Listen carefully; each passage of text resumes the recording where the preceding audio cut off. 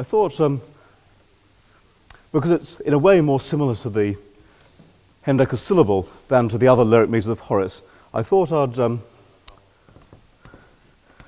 introduce you to the first Aesclepiadic 2 now, or Aesclepiadean if you like, I mean, whatever. Now I say first because there are 5 of them, and I can't remember which order they go in, and who cares anyway. Actually, I have found more than one numbering system. It really does drive one up the wall. In that sense, I mean, some people number them 1 to 5 in a slightly different order to other people. I mean, everybody agrees that this one is the first because it's the basic line.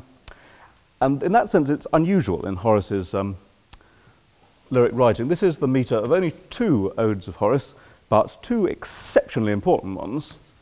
It's the meter of the first and of the last in book 3.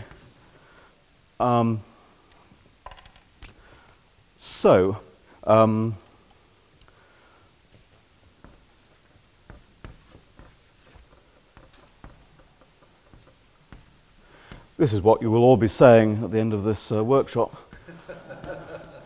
Ex egi monumentum, aere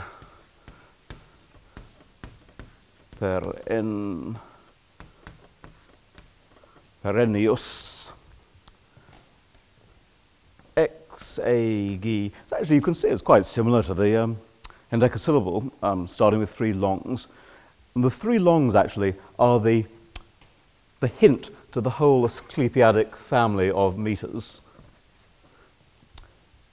If you're just looking at a Horatian ode, you can work out which sort of group it's from just by looking at the opening bit, because in the Sapphic it opens with long, short, long. In other words, the short comes second. In the Alcaic, you've got 2 longs before you get a short, and in the Aesclepiadic, you've got 3 longs before you get a short.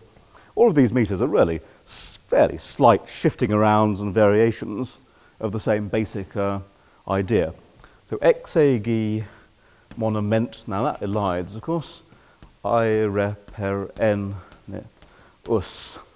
Now this actually is a slightly odd line in that it's got an elision over where the caesura ought to be. So again, that shows us that Horace in a famous line can be a bit flexible about this business of the caesura. I think caesuras in lyric are slightly more flexible than in other meters. They ought to be there. You ought to break in the middle of the line, but precisely how you do it allows a bit more freedom. I mean, obviously, Horace and Catullus want to have that freedom, then so can you, of course.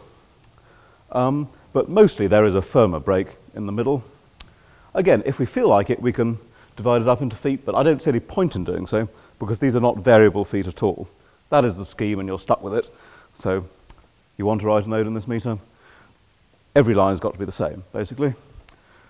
So you've got your 3 longs, then a couple of shorts, then another long and usually a pause, and then in effect you've got 2 dactyls in the second half, aere perennius. The last syllable, of course, as always, can be either long or short. So that's the opening, of course, of the last ode in book 3. If we look at the beginning of book 1,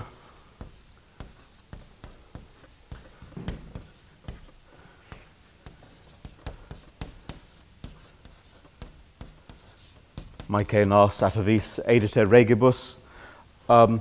Here's how the scheme works identically here. Maece nas, 3 longs, atavis. And this is the normal caesura point, so Maece nas atavis, pause, edite regibus. Us, of course, naturally short, so last syllable of the line never matters anyway.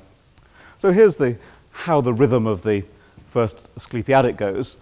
I mean, remember the hendecasyllable, pas de licet I, me I per elli.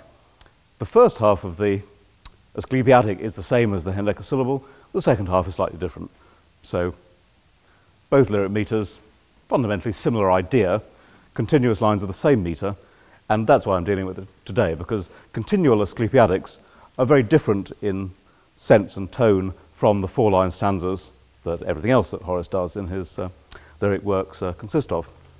So, Maike nas atavis, aid to regibus, o et praesidiumt, eliding into et rather awkwardly, naughty Horace, o et praesidiumt dulcedicus meum, sunt quos curricolo, pulverum olympicum, another horrible illusion actually, pulverum olympicum, collegis seiuvat, metaque fervidis, aevi tartarotis, and so on. A nice metre, I think, but again, it has its repetitiveness, and in those two odes, Horace probably took it about to its limits, and perhaps it's unsurprising that he preferred the four-line stanzas for the majority of the odes. But I think it's very interesting that two poems as crucially important as the first and the last of this collection of 3 books, they are in this metre, and obviously he did that for a reason, and thought it was an appropriate one for stating his poetic case.